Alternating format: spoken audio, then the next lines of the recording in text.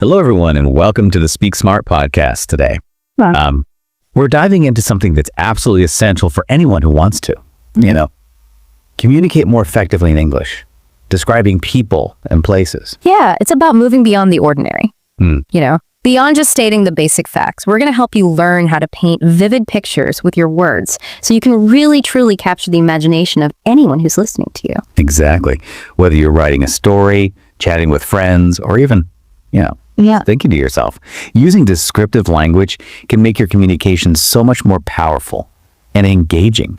And to guide us on this journey, we've got a fantastic resource, a whole podcast series dedicated to mastering the art of description. What I find so fascinating about this approach is that it doesn't treat descriptive language as something separate from everyday communication. It's all about weaving these techniques into your natural way of speaking and writing. Okay. Let's unpack this, starting with how to describe people. The source kicks things off by talking about appearance, which makes sense, right? It's often the first thing we notice about someone. Absolutely. But even when it comes to describing physical appearance, there are ways to go beyond just listing basic features. Instead of simply saying someone is tall, what if we said they were tall and athletic? That one little addition completely changes the image that forms in our minds. I like that. Suddenly, we're not just picturing someone's height. We're getting a sense of their build, their potential activities, even their personality starts to emerge a little bit. Exactly. And that's what makes descriptions so captivating. They spark our curiosity and make us want to learn more. The source also stresses the importance of describing someone's personality, which makes perfect sense. After all, what makes a person truly interesting is who they are on the inside, right? Absolutely. And this is where choosing the right words becomes so crucial. Instead of just labeling someone as reckless, what if we describe them as impulsive? It suggests a different kind of energy, maybe even a bit of charm or spontaneity. Oh, I love that comparison. It's like choosing a paint color. You have red, but then you have crimson or scarlet, each with its own unique shade and feeling.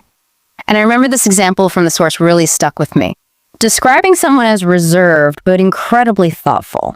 That contrast creates such intrigue, right? It does. It makes you wonder, what are they thinking about so deeply? It hints at hidden depths. It makes the person so much more interesting than if we just labeled them as shy. And that reflects how real people are. We're all complex mixtures of traits and contradictions. Good descriptions capture that complexity, but how do we go about actually putting all these elements together? The source uses these two characters, Emma and David, to illustrate full descriptions. Want to walk us through one of those? Sure, let's take a look at Emma.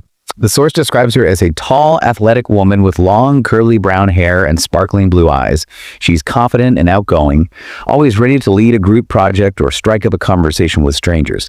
What stands out to you there? Well, I noticed the physical description comes first, painting that initial visual in our minds.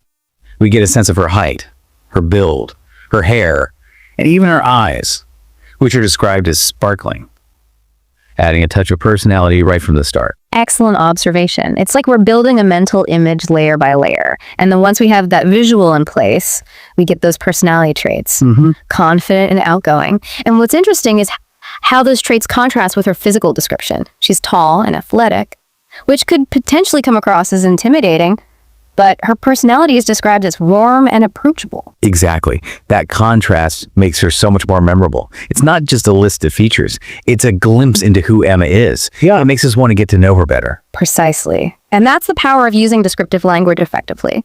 It's about creating a character that feels real. Someone who sparks our curiosity and imagination. The source also emphasizes the importance of showing, not telling, which I think is a fantastic tip. So let's put that into practice. How would you describe someone as kind? Without actually using the word kind, what kind of actions or details could we use to paint that picture? That's a great challenge. Let me think. Instead of saying he's a kind person, we could say something like, even though he was running late for work, he stopped to help an elderly woman who was struggling with her groceries. That action speaks volumes about his character, wouldn't you say? Absolutely. It shows us his kindness in a way that feels so much more genuine and impactful than simply stating it outright. And it makes us, as listeners, connect with him on a deeper level. We see his kindness in action, and it makes us believe it. It's a fantastic example of how showing can be so much more powerful than telling. I completely agree. And this principle of showing, not telling, can be applied to all sorts of descriptions, not just those related to personality. We can use it to describe places, objects, even emotions. And speaking of places, that brings us to the second part of our deep dive. Describing places effectively. What I found fascinating is how the source emphasizes that describing a location is about so much more than just stating an address or listing geographical features.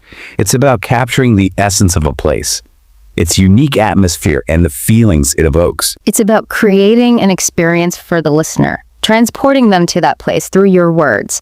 Think about how different it is to say, Paris is located on the Seine River, versus Paris is nestled along the banks of the Seine. That one word, nestled, completely changes the feeling of the description. It does. It evokes a sense of coziness and charm, almost like Paris is being embraced by the river. Yeah. So much more evocative than simply stating its location.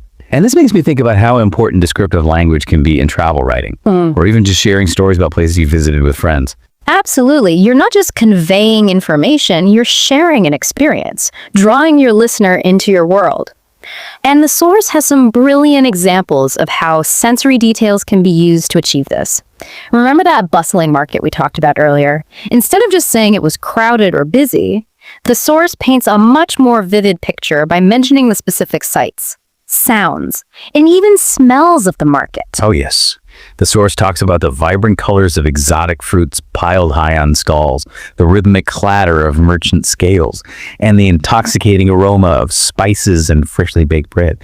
It's like you can practically taste the food and feel the energy of the crowd just by listening to the description. Exactly. Those sensory details engage our imagination on a whole other level. They transport us to that bustling market and make us feel like we're right there in the middle of it all. And that's the power of descriptive language. It has the ability to create an experience for the listener, not just convey information.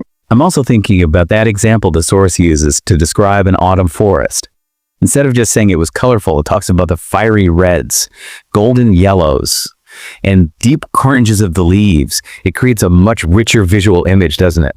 It does. And what's so clever is how the source then goes beyond just describing the colors and adds details about the texture and sounds of the forest. Remember the phrase, leaves crunching underfoot? That's such a simple detail, but it adds so much to the overall experience. It makes you feel like you're actually walking through that forest, hearing the leaves crackling beneath your shoes. And that's what we're aiming for when we use descriptive language, to create an immersive experience for the listener. It's about engaging all of their senses and making them feel like they're right there with us, experiencing the scene firsthand. And I think what makes this approach so effective is that it doesn't rely on using overly complicated or obscure language.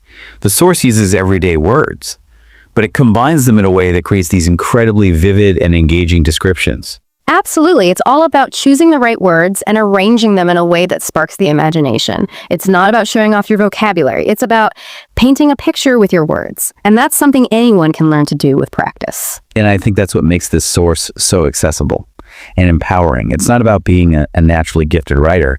It's about learning a set of techniques that anyone can use to improve their communication skills. It's like learning a new language. But in this case, the language is all about creating vivid and engaging descriptions. I couldn't agree more. And one of the key techniques this source focuses on is the power of contrast. Whether we're describing people or places, contrasting elements can make our descriptions so much more dynamic and memorable. Oh, absolutely. Remember that example we talked about earlier? Yeah. Describing someone as reserved, but incredibly thoughtful. That contrast really made that person come alive, didn't it? It's like those two contrasting traits created a sense of depth and intrigue. Exactly. And we can apply that same principle to describing places. Think about how you might describe a bustling city street versus a quiet, secluded forest. Both are places, but the contrast is where the magic happens. I see what you mean. With a city street, you've got the honking horns, the flashing lights, people rushing in every direction. The energy is palpable. Then you shift to the forest, and it's all peaceful stillness, dappled sunlight filtering through the leaves, the sound of bird song. It's like stepping into a different world. And by putting those two contrasting descriptions side by side, you've actually enhanced both of them. Our brains are naturally drawn to contrasts. So by highlighting those differences, you make the descriptions more vivid and memorable. That's such a great point. And it makes me think about how we can use contrast, not just in our descriptions of physical spaces, but also in our descriptions of people. Imagine describing someone who's outwardly very confident and successful, but who also has a hidden vulnerability or a passion for something unexpected. Ooh, that's a brilliant idea. It's like creating a character with hidden depths, someone who surprises us and makes us want to learn more. And again, That contrast makes the description so much more interesting than if we just focused on the surface level. Exactly. It's like those contrasting elements create a sense of mystery and intrigue, making the person feel more real and multidimensional. And speaking of making things feel real, this source really emphasizes the importance of using sensory details in our descriptions. It's not just about what we see, it's about engaging all of our senses. Absolutely. Think about how you might describe your favorite meal. You wouldn't just say it was delicious. You'd talk about the vibrant colors of the vegetables, the enticing aroma of the spices, the satisfying crunch of a perfectly cooked crust. The sensory details are what truly bring the experience to life. And it's not just about food either. We can use sensory details to describe people, places, even emotions. Imagine describing a character who's feeling anxious. Instead of just saying they felt anxious, you could talk about the tightness in their chest, the way their palms felt sweaty, the racing thoughts that wouldn't slow down. Exactly. Those sensory details create a visceral experience for the listener. They make us feel the character's anxiety, almost as if it were our own. And that's what good descriptive language does.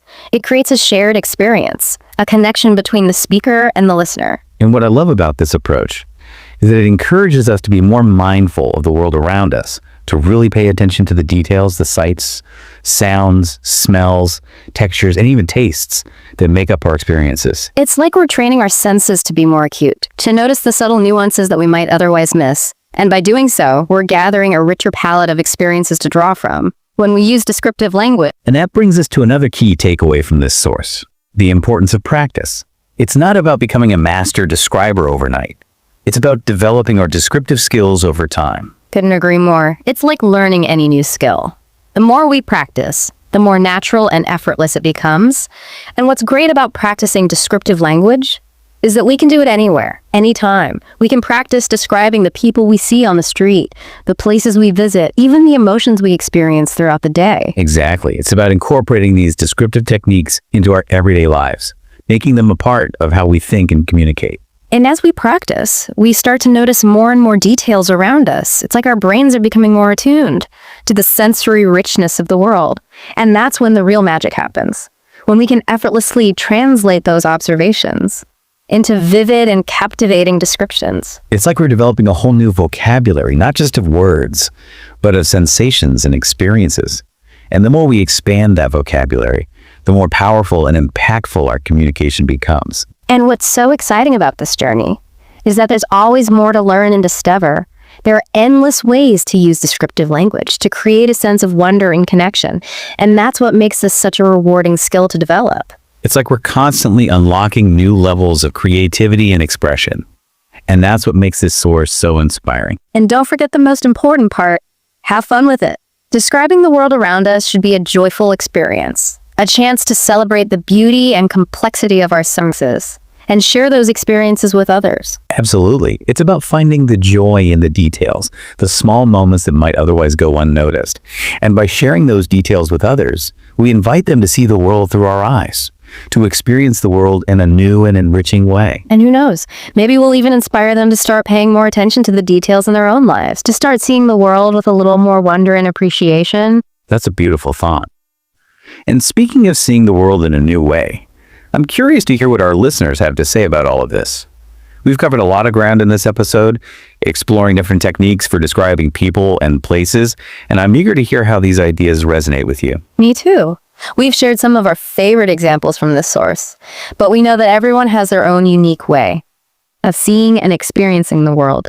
So we'd love to hear your thoughts, your insights, and even your own attempts at using descriptive language. Maybe you've been inspired to try some of these techniques in your own writing or conversations, or perhaps you have a particular description that's always stuck with you, something that truly captured your imagination. Whatever it is, we'd love to hear from you, so feel free to share your thoughts in the comments, send us an email, or even reach out to us on social media. We're always eager to connect with our listeners and learn from your perspectives.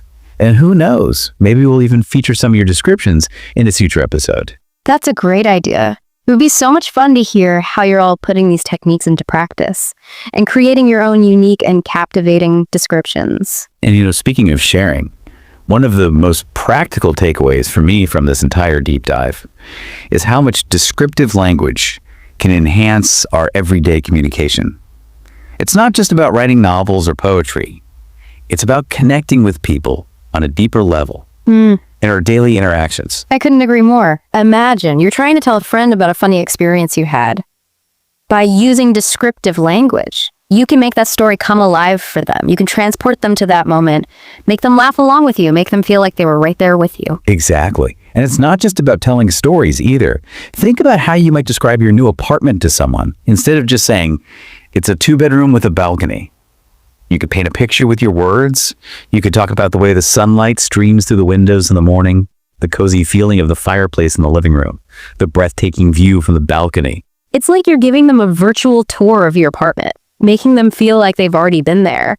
And that's what makes descriptive language so powerful. It creates a shared experience, a connection between people. And that connection is what makes communication so meaningful, isn't it? Yeah. It's about sharing our experiences, Yeah. our thoughts, our feelings with others in a way that truly resonates with them. Absolutely. And descriptive language gives us the tools to do just that. It allows us to go beyond the surface level, to express ourselves in a way that's both authentic and engaging. And I think what makes this source so valuable is that it breaks down the seemingly complex skill of descriptive writing into manageable steps, techniques that anyone can learn and apply. Exactly. It demystifies the process and empowers anyone to become a more effective communicator. It's like giving someone a toolbox filled with all the right tools for crafting vivid and captivating descriptions. And the best part is, the more you practice these techniques, the more natural they become. It's like learning a new language.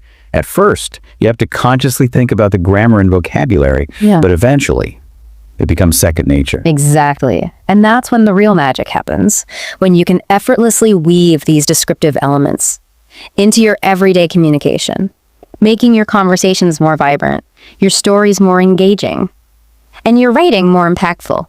And that's what we hope you'll take away from this episode. A sense of empowerment. Knowing that you have the ability to paint vivid pictures with your words and connect with others on a deeper level. So here's a challenge for all of you listening. Think about a person, a place, or even an experience that you'd like to describe. It could be something simple, like your morning commute, or something more elaborate, like a dream you had. Then try to describe it using the techniques we've discussed today. Focus on specific details, engage the senses, use contrast, show don't tell, have fun with it. Let your imagination run wild. And if you're feeling brave, share your descriptions with us. We'd love to see what you come up with. You can leave a comment on our website, send us an email, or tag us on social media. We're always excited to hear from our listeners and see how you're putting these techniques into practice. And remember, the most important thing is to keep practicing, keep exploring, and most importantly, keep having fun with language. The power to create truly captivating descriptions is within each and every one of you. Thank you for listening to the Speak Smart podcast and subscribe to my channel. Like the hit button.